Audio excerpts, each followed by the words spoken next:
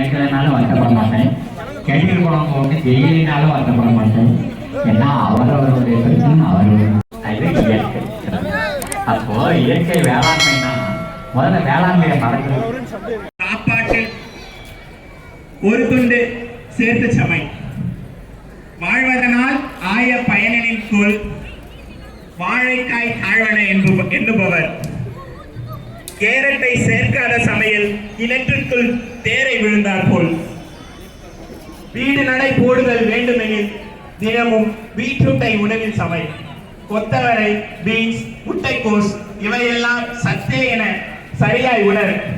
கறிவேப்பிலை, மல்லி, கடுகு சேராதார் சொறி எனக்கான். பொன்னின் போல் பொன்னிற மேனி வேண்டுமெனில் நீ அந்த பொன்னாங்கண்ணியை சேர். பொன்னிற மேனி வேண்டுமெனில் நீ அந்த பொன்னாங்கண்ணியை சேர். கண்ணிருந்தும் குருடரே, கண்ணிருந்தும் குருடரே, காசினியில் காய்கறியை உண்ணாதார்.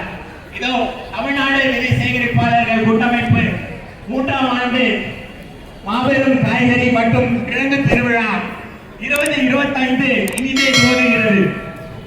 ஒரு பலத்த கரகோஷங்கள். இன்னும் நல்லா கைத்தட்டலாமே.